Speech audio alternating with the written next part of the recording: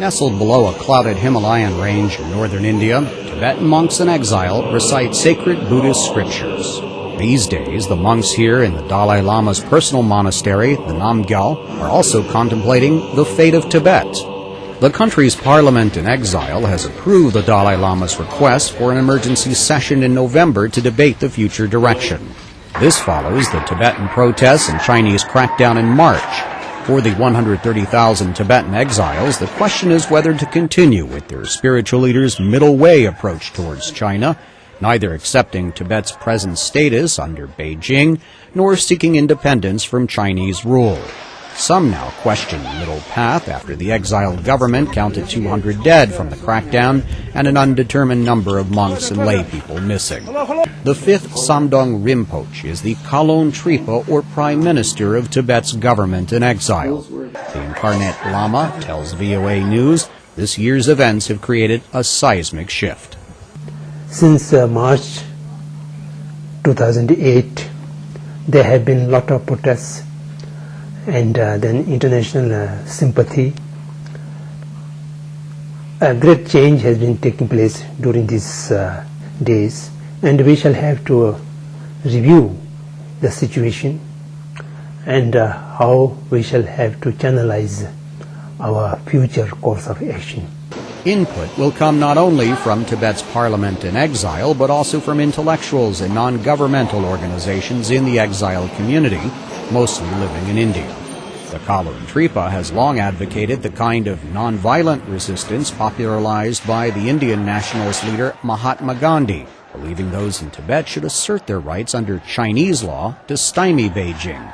Younger Tibetans have also expressed frustration with the status quo. The stated goal of the Tibetan Youth Congress is complete independence for Tibet. The organization's president, Sewang Ringzin, tells VOA News the November special meeting will give Tibetan youth an opportunity to make their voices heard by their elders. And as long as people do that, and as long as people, whoever attends the meeting, if they come to represent the true aspirations of the Tibetan people, I think we will have results. One alternative that gets no public support among the monks and lay people in Dharamsala is violent struggle against China. The head of the Tibetan Youth Congress, which China classifies as a terrorist organization, agrees armed resistance is unacceptable. There's no question about it. The little support that we have internationally, it's due to the fact that our struggle is a non-violent struggle. And, regardless of how you look at it, violence is not an option at all for our struggles. Meanwhile, Tibet's government in exile wants China to account for the Tibetans missing following the March uprising. The Prime Minister of the Central Tibetan Administration says the number of Tibetan casualties this year remains unclear.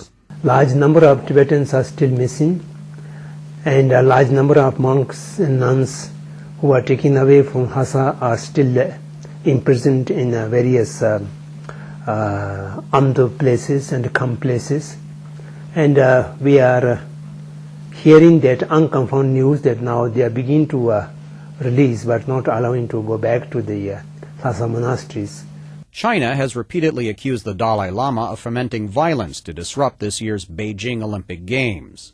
An eighth round of dialogue between his exiled government and the Chinese government had been scheduled for October, but the Kalon Tripa says it is questionable whether the talks will be held. After July contact, there has not been any interaction with them, directly or indirectly. Tibetan leaders say the Chinese made unacceptable demands on the Dalai Lama at the last round of talks. If the planned talks this month yield no progress, they say the discussions, which began 6 years ago, likely will not continue. For now, all the monks of the Namgyal monastery can do is pray for better times in their homeland, hoping, in the meantime, it will not all go up in smoke. Steve Herman, VOA News, Dharamsala.